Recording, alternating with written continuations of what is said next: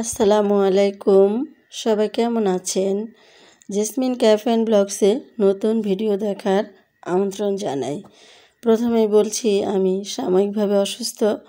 আমার গলাটা একটু ভার ভার হয়ে আছে। ক্ষমা সুন্দর দৃষ্টিতে দেখবেন, আমার জন্য দোয়া করবেন যেন আমি তাড়াতাড়ি সুস্থ হয়ে যেতে পারি। আজকের রেসিপি আমের কেক। আমি কখনো বানাই নাই, প্রথমে আমের কেক বানিয়েছি। তাছাড়া আমার কেক কিন্তু কখনোই ভালো হয় না। আমি খুব একটা ট্রাই করি না কেক বানানো, এই জন্যই তো আমি চিন্তা করছি এখন থেকে কেক বানাবো এবং ট্রাই করব যাতে করে আমার কেক বানানো সুন্দর হয়। আমার আজকের কেকটি কেমন হয়েছে আপনারা জানাবেন। আমি আমের কেক বানাতে চলে আসছি। যদি ভালো লাগে লাইক কমেন্ট একটু বেশি বেশি করে শেয়ার করে আমার পাশে থাকবেন। আমের কেক বানাতে প্রথমে লাগছে আম।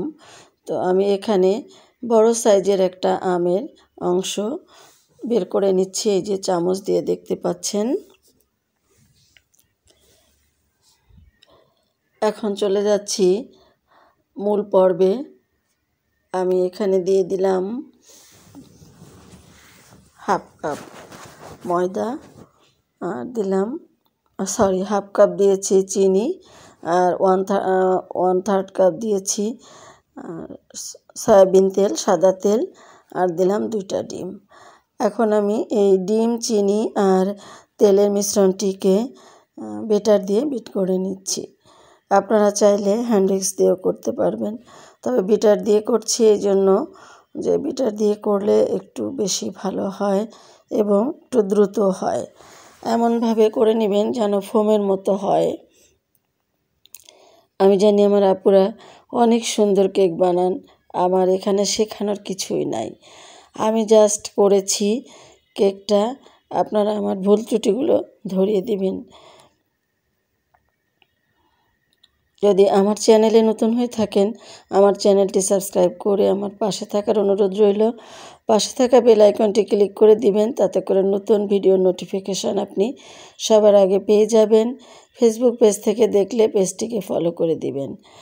আমার মিশ্রণটি বিট করা হয়ে গেছে, একদম ফোমি হয়ে আছে। এখন আমি এখানে 1 কাপ ময়দা দিচ্ছি। বলে রাখছি, মিষ্টিটা আপনারা আপনাদের টেস্ট অনুযায়ী দিবেন। আর 2 চা চামচ দিলাম বেকিং পাউডার। এখন ভালো করে স্প্যাচুলা দিয়ে এভাবে আলতো করে মাখিয়ে নিতে হবে।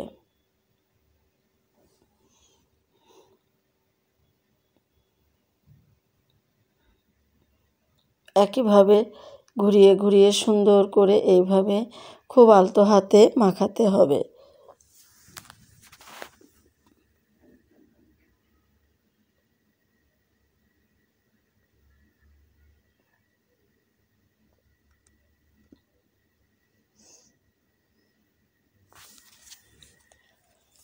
এখন দিচ্ছি আমের পাল্প। যে আমি 2 পাশ থেকে কেটে নিয়েছিলাম 2 অংশ, সেটুকু দিয়ে দিচ্ছি। আমের পাল্পটা দিয়েও খুব সুন্দর করে এইভাবে ঘুরিয়ে ঘুরিয়ে মিশিয়ে নিতে হবে। এ সময় আমার ইলেকট্রিসিটি চলে গিয়েছিল, এজন্য একটু ডার্ক মনে হচ্ছে। আমার ওটা মিশ্রণটা রেডি হয়ে গেছে। এখন আমি যে পাত্রে কেকটাকে জমাবো সেই পাত্রে একটা কাগজ দিয়ে দিয়েছি আর তেল ব্রাশ করে নিয়েছি। এখন আমি কেকের মিশ্রণটা ঢেলে দিচ্ছি।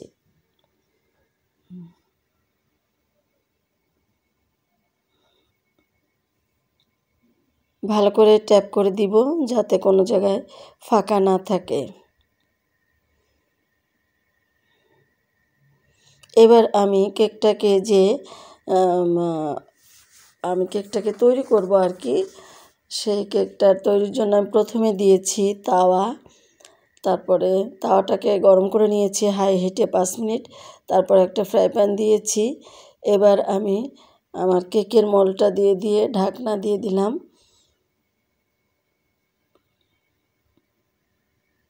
ঢাকনার যে ছিদ্রটা সেটাকেও কিন্তু আমি এখন একটা টিস্যু পেপার দিয়ে বন্ধ করে দিয়েছি।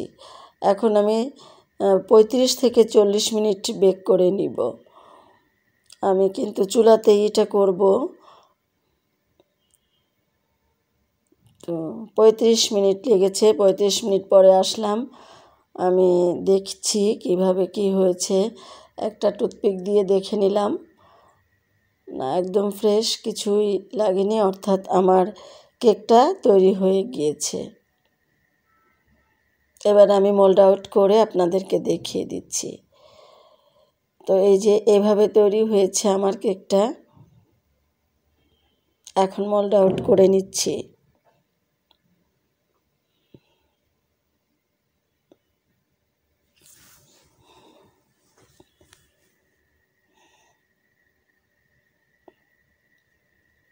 বন্ধুরা, আমি প্রথমেই বলেছি আমি কিন্তু খুব সুন্দর কেক বানাতে পারি না, আর আপনাদেরকে আমি কেক বানানো শেখাচ্ছি না, যেহেতু আমি কখনো কেক বানানো কোথাও প্রশিক্ষণ নেইনি। আমি নিজের মন মতো করে বানাই, তাতে আমার এই ধরনেরই কেক হয়।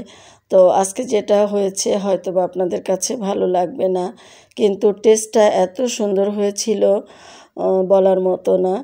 আপনারা অনেক সুন্দর কেক তৈরি করেন আমি জানি। তো আমার কেকটি কেমন হলো, আমার ভুল ত্রুটিটা ধরিয়ে দিবেন। আর এত সময় আমার সাথে ধৈর্য ধরে থাকার জন্য অনেক অনেক ধন্যবাদ জানাচ্ছি আমাকে সাপোর্ট করার জন্য। এখন আমি একটু কেটে দেখাচ্ছি ভিতরটা কিভাবে হয়েছে।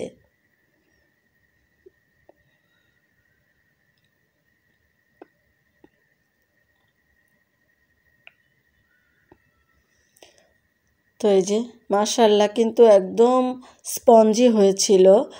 যেহেতু আমি কখনোই বলেছি যে কেক বানানো শিখি নাই, নিজের থেকে করেছি, তাও বেশ ভিতরটা স্পঞ্জি হয়েছিল।